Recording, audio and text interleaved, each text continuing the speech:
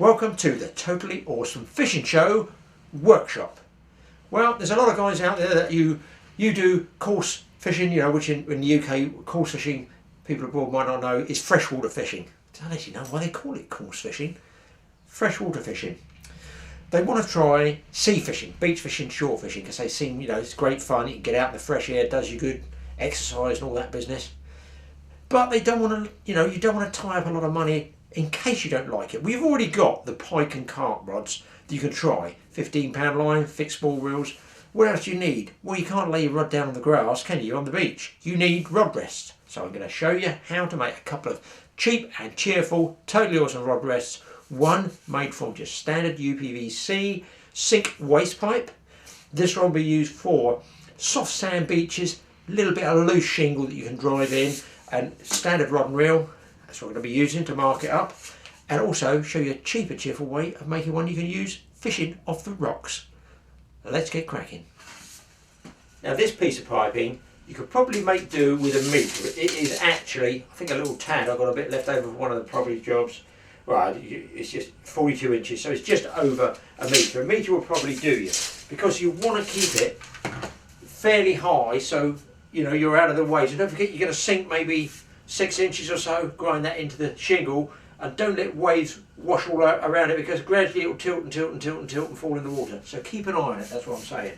Now, obviously, if you're pushing that end into sand, it's going to bed hard. So we've got to put a cut across there. Now, some people cut like just a diamond like this, you know, that way, just a straight cut like that. We could do that way, or we can just do one flat angle cut. I'm going to just do one flat angle cut, because you're going to work it in, leave it over the top. This is quite thick, it's quite strong, this stuff. So look, I can't bend it anyway. Put it like that. So I'm going to cut an angle on here first, but just be careful when you're cutting. I'm going to be using regular tenon saw here, but I'm going to start the cut with a little hacksaw just to give me a line, because if you've got your hand next to it, if you don't have a vise, I've got a vise, don't wind it so tight that you crack the plastic. Just make that first cut, probably just a little cut like this, just to give you like a pilot cut, if that makes sense. And then if you've got your hand there, it doesn't skid off, because don't forget it's going to skid off the plastic until it takes a hold and bites. Let's get it in a vise. Right, I'm just going to leave myself a good bit of angle there. I'm going to get about 50-50 in the vise there, and just gently, because it will shatter, get enough pressure on it so you can make the cut. I want to come across, I guess, about there, from the outside of that across. So that's my straight line. You could put a felt pen across there, but I can see to judge it here, and I'm putting a little cut here just to get it started, just to give me something to get that first tenon saw blade in there. See it trying to skid off even with this one. I've just got a little groove there that this should just gently, then I can take my hand away. You see, it just holds the blade of the bigger saw. A tenon saw's got quite a fine cut, that's why I'm using it. You could use a jigsaw, but I feel it's going to skid off unless you come in from this way. If you've got a handsaw, just use that.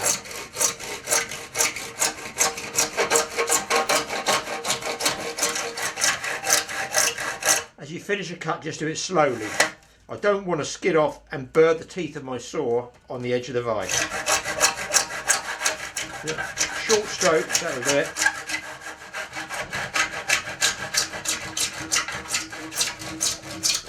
That's it. And I still hit the vise. Bit of sandpaper, just rub off those bits there. This one's actually so simple, I should be marketing them. There you go. So there is your angle cut for pushing down. Dead easy. Right. Now, I've made loads of these before, either putting on dinghies, putting on boats, or even I made a rocket launcher with 1, 2, 3, 4 that bolted to a board, and then when I went to the Florida Keys and I wanted to go shore fishing, you know, off some of the free places along the shore there for bonefish, I put it up and I could put 3 or 4 rods out, and they're all splayed out there like a little, what they call a rocket launcher. The thing that you'll find is when you put your reel in there, okay, you see it can spin right round. So what you want to do is, like a lot of the professional rod holders, they just cut a notch in there to take the stem of the reel. I'll show you. Dead easy, it's worth doing. because if it's really windy and it's blowing and spinning around here, it's not the same. You want it nice and rigid. So we're going to cut a notch in there, back in the vise, clamp it up, not too tight. Now if you're going to go, this is a beech reel obviously, this one here is a big beech reel, so the stem might be quite thick. If you cut that hole, let's just mark it up for you, just roughly say, if you cut it too wide and you're using a standard, say a carp or pike size reel, it's still going to wobble a little bit in there. So what you want to do is, I would just guess, look there, this one's quite wide, get a pen, just mark either side of that stem there. Actually I can see there's the other mark I made. So it fits nice and snug for your regular carp or pike reel. Now if you go and you really get involved in sea fishing, you want to do more, then of course you can always widen that for the wider stem of a proper beach reel, you see. So don't make it too big to start with, it's just to give you a try out so you can get out fishing. Now I'm going to cut down there, just gently, just watch your fingers, keep it nice and straight. Just want it to drop, it's just like a little locking slot if you like. You've got to cut that slot out, let's go down a little bit more there. You'd be tempted, wouldn't you, just to cut across here to get it out, but the trouble is you're going to cut further down, you know, because it's circular, to get through the bottom of there, you're going to have to cut it a bit deeper and it might weaken that edge. So I find that the best way to do it is, he says, looking around for them, I'm not finding them, either your fingers, like I'm doing now, there, or, let's check this one out, too many tools in here, that's the trouble, pair of pliers, and just rock it backwards and forwards. As you can see, it comes out.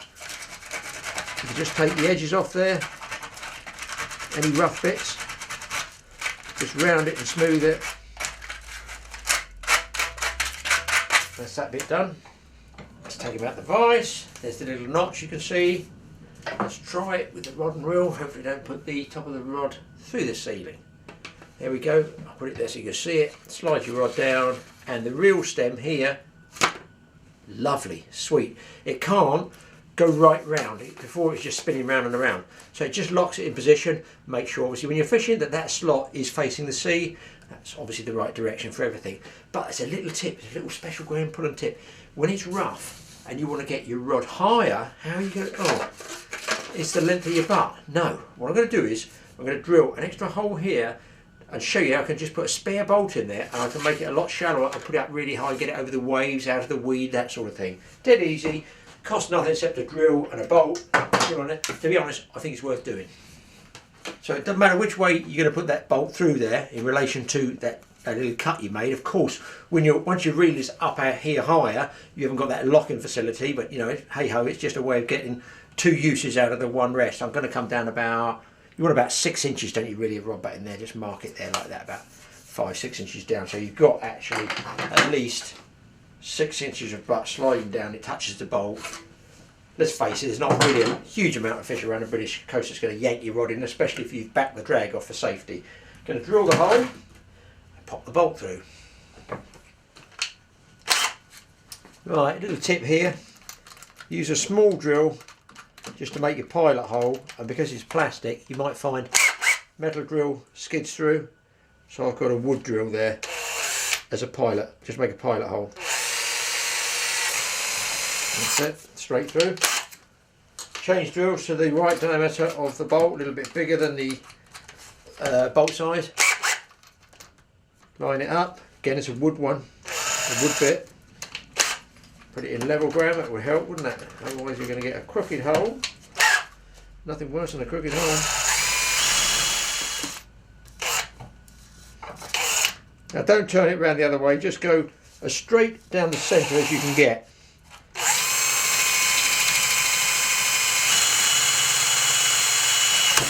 That's it, that's there. Just get a piece of sandpaper, get the surplus, check your bolt, sweet as a nut. Oh, sweet as a nut, sweet as a nut. Where does it end, honestly, what a man. Then, on goes the nut. Don't have to pinch it up tight, you can do it finger tight. And then the rod butt will sit that much higher, I'll show you. So you've got your nut in there, so you can fish it with that groove, the little notch. down low, so you've got your reel down low, or you know, if there's weed out there or there's waves breaking and they're twanging on the rod top, and you want to get a bit high, because bear in mind the average beach rod's 12 foot, maybe the average carp and pike rod's 10, I guess, so that will give you a little bit extra height, look, just there, and you can get it up out of the waves. So there you go, that's a sand spike. Easy, I mean, 5-10 minutes work, job done. And all you do is just take this off, put it in your tackle box, just take the bolt out, drop the nut on the floor, then you can't find it. Obviously put the nut back on the bolt, drop it in your tackle box, put your rod and reel in there, easy peasy. So easy to fish, knock a couple up and go fishing, get out there and give it a go. But you cannot drive these into solid granite if you're a rock fisherman. No problem, we'll make you another rod rest. Cheap, easy, almost free. Right, you're out rock fishing, whizzo, you've cast out. Sometimes, and I've done it myself, you can find a convenient rock crevice, crack, hole, shelf where you can jam the rod butt in like this. But I find a lot of time they blow all over the place. But years ago, all the rock fishermen I know, they made their own rests just out of a piece of battening wood. This is 40mm by 20mm, and it's, I think I made this one 6 feet long, okay? So all you're doing is making an X in the top like this, and a lot of the guys just use the back of the rod as the third leg tripod. In other words, they make a rod rest like this, which just lays on the ground. They cast out, they pick this up, they go plonk with their rod like that, and the rod butt actually makes the third rest. When they get a bite, they just pick it up, drop it on the floor, wind down, strike the fish, and use it again. You can also put a back support leg on it, should you want. And you can make these very, very short. They don't have to be 6 feet tall. It just happens I've got 6 feet tall, but on a lot of rocks, you might want, I reckon you could get away with 4 feet, something like that. But the reason I got 6 feet is because up here, where it joins, it's nice and high. It's just a little bit more stability, because if you have it too low, the rod could topple over, couldn't it? Because off of rock fishing, you really could get a big fish that pulls the rod in. So always back that drag off, make sure they can't pull the rod in. So that's really why I like using a 6 foot one. All I do is this. All I've done there, as you can see, drilled the hole. Let's see what that is for you. Centre of that hole, 5 inches. So I'll come back 5 inches from the top. Let's clear that hole again. Check it's the right size for the bolt to go through. Gonna have a washer each side. Yeah, that'll go through there nicely. I'm gonna put a washer just in there. Washer the other side. That helps it sort of wider area of grippage. I'm just using a wing nut this side rather than an ordinary nut, purely because if it's cold in the winter, your fingers are cold, it's a bit fiddly, you can get hold of that wing nut like that and you can do it as tight as you want. There you go. As you can see, pull it apart like that. You cast out, you rest your rod in there. You can even put 2 rods in there, one this way, one that way, just angle them off. So you don't actually need 2 rod rests, you just use a 1 rod rest. And that way when you pick one rod up to wind down and strike a fish, the other rod's still holding the rest up. So that's how it works, but you can also put a support leg on should you want it. Okay, all you do is get yourself a shorter piece of batten wood, get an old door hinge like this, and I screw in it sort of back to front, if that makes sense. That's the front. I'm screwing it down like this. I've already made the holes there. This is one I'm trying to just show you how I've done it. Fire a couple of screws in. It's not rocket science. It's not pretty, but it works. Okay, so that's got it in there, and then I'm just going to join this piece to the other double one, and that'll give me my angled leg.